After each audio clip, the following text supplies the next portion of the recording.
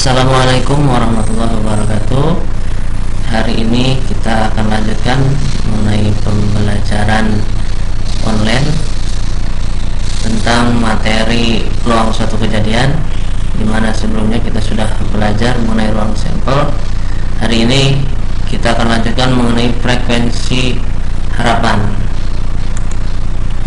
Frekuensi harapan suatu kejadian, dimana di sini bisa kita perhatikan mengenai frekuensi harapan dari sejumlah kejadian merupakan banyaknya kejadian dikalikan dengan peluang kejadian itu, ya. Jadi materi dasarnya tetap kita harus ingat mengenai konsep peluang yang sudah diajarkan. Misalnya pada percobaan K dilakukan N kali, maka frekuensi harapannya ditulis sebagai berikut: FH sama dengan N dikalikan dengan peluang kejadian dari K. Bisa kita lihat di contoh berikut ini. Pada percobaan pelemparan satu buah dadu sebanyak 20 kali, misalkan ditanyakan frekuensi harapan munculnya bilangan prima, ya. Oke, penyelesaiannya. Nah, yang pertama tentu kita harus tahu mengenai ruang sampelnya dulu, ya. Satu buah dadu itu ruang sampelnya ada 6, sehingga di sini bisa ditulis jumlah ruang sampelnya yaitu 6. Kemudian untuk bilangan prima yang ada, ya, sebuah dadu bermata 6, ya, itu ada 3, yaitu 2, 3 dan 5, sehingga NK, ya, banyaknya kejadian yang akan muncul dari bilangan prima itu ada 3. Sehingga kalau sudah ditemukan ruang sampel dan kejadiannya, maka kita bisa menghitung peluang dari munculnya bilangan prima itu. Berarti banyaknya, ya, anggota bilangan prima yang ada di dadu bermata 6 ini dibagi dengan banyaknya ruang sampel, ya. Nah, ini sehingga peluangnya, karena NK nya ada 3, NS nya 6, sehingga peluang munculnya bilangan prima itu 1/2. Nah, selanjutnya bagaimana menentukan frekuensi harapannya? Nah, kita tinggal mengalihkan berapa banyak pelemparan itu dilakukan, kemudian dikalikan dengan peluang kejadian mengenai bilangan prima tersebut, ya, sehingga frekuensi harapannya N kali peluang kejadian yang sudah dituliskan di atas. Ya, di sini bisa kita perhatikan banyaknya pelemparan itu ada 20. Nah, di sini 20 dikalikan dengan ini peluang yang sudah kita hitung tadi, sehingga 20 dikalikan 1/2, maka frekuensi harapannya adalah 10. Nah, kira-kira seperti itu untuk frekuensi harapan, ya. Kemudian kita lihat untuk contoh berikutnya. Nah, di sini pada percobaan pelemparan 3 mata uang logam sekaligus sebanyak 240 kali. Sama di sini, tentukan frekuensi harapan munculnya 2 gambar dan 1 angka. Maka di sini kita harus bisa menuliskan mengenai ruang sampelnya dulu, ya. Jadi banyaknya kejadian yang akan muncul. Nah, bisa saja di sini angka semua atau 2 angka 1 gambar dan seterusnya. Ini ruang sampelnya semuanya ada 8.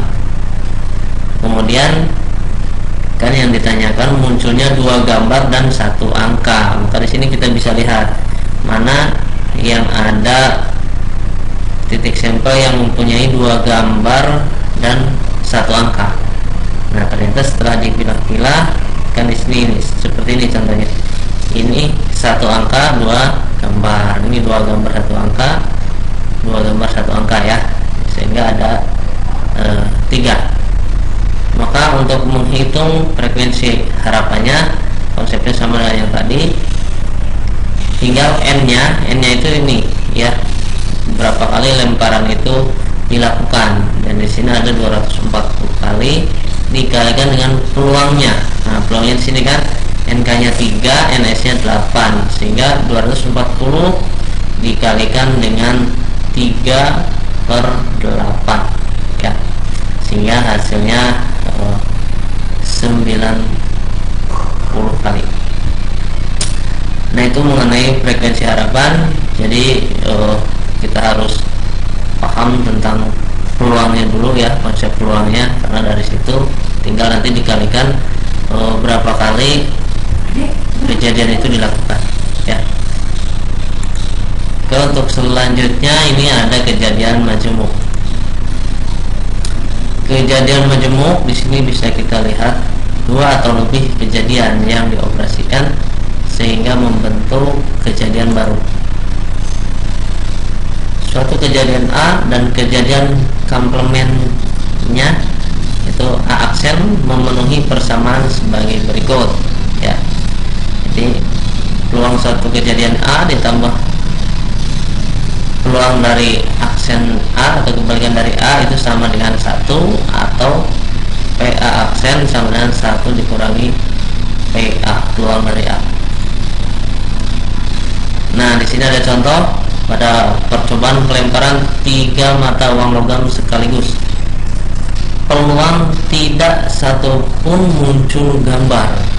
Nah, di sini jawabannya. Nah, ini kita lihat. Peluang sampelnya kan ada 8 ya. Nah, ini. Nah, yang ditanyakan di sini kan peluang tidak satu pun muncul gambar. Nah, makanya di sini kita bisa lihat mana yang tidak punya gambar ya. NS-nya 8, K-nya 7.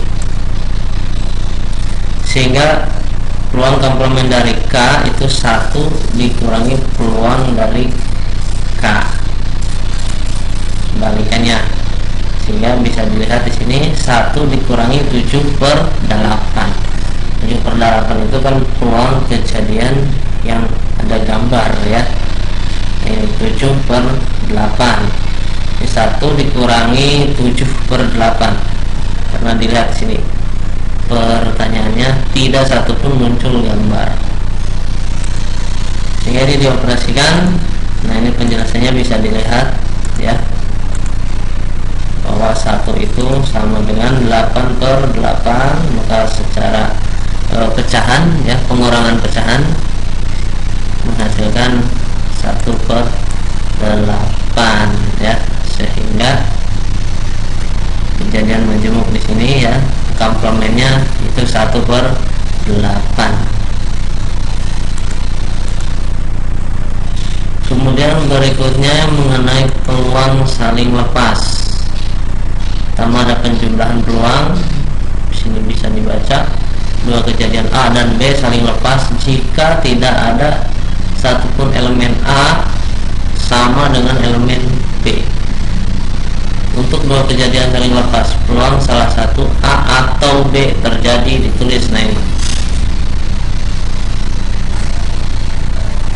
ini tanda untuk atau ya, P, A atau B. Bisa kita lihat. Contoh peluang kejadian saling lepas. Sebuah dadu merah dan sebuah dadu putih dilempar bersamaan 1 kali. Tentukan peluang munculnya mata dadu berjumlah 3 atau 10. Nah, di sini misalkan ini dadu putih, ini dadu merah. Nah, maka penyelesaiannya bisa dilihat ya. Kejadian mata dadu berjumlah 3. Nah, ini yang warna kuning berjumlah 3. Jadi ini kalau dijumlahkan hasilnya 3 ya. Ini ada berapa? Nah, sini NA-nya jadi ada 2. Kemudian yang B misalnya kejadian mata dadu berjumlah 10. Nah, ini sudah dikasih tanda ya, yang berjumlah 10. 6 tambah 4, 5 tambah 5, 4 tambah 6. Jadi NB-nya ada 3. Nah, di A dan di B dilihat anggotanya ya, di A dan di B tidak memiliki satupun elemen yang sama ya. Sehingga peluang A atau B dan rumus yang tadi, maka kita hitung peluang masing-masing ya. Peluang masing-masing. Peluang yang A berarti kan NA nya 2. Ruang sampelnya ini semuanya ada berapa? Ada 36 ya. Sehingga yang ini 2/36. Kemudian yang B karena ada 3, ini 3/36. Sehingga peluang A atau B nya karena penyebutnya sudah sama, jadi kita tinggal menjumlahkan yang atas ya. 2 tambah 3 yaitu 5/36. Nah, itu contoh kejadian yang saling lepas. Kemudian berikutnya peluang saling bebas. Nah, kalau yang saling bebas, dua kejadian A dan B saling bebas jika munculnya kejadian A tidak mempengaruhi peluang munculnya kejadian B ya. Jadi untuk A dan B saling bebas. Nah, ini rumusnya seperti ini. Oke, kita lihat di contoh.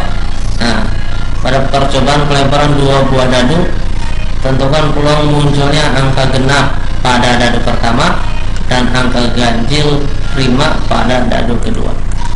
Ya, lihat di jawabannya. Misal A, kejadian muncul angka genap pada dadu 1 ya. Nah, ruang sampelnya kan ada 6. Sedangkan untuk genapnya berarti ada 3, 2, 4, dan 6 ya. Sehingga peluangnya 3/6. Yang B, kejadian munculnya angka ganjil prima pada dadu kedua. Ganjil prima berarti tinggal 3 dan 5 ya. Sehingga anggotanya ada 2, ruang sampelnya ada 6. Sehingga peluang dari B itu 2/6. Nah, di sini karena kejadian A tidak mempengaruhi kejadian B, maka keduanya disebut kejadian saling bebas ya. Sehingga peluang munculnya kejadian A dan B, nah ini dikalikan ya.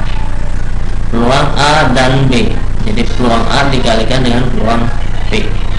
3/6 dikalikan dengan 2/6 ya. Seperti itu. Oke, sekian.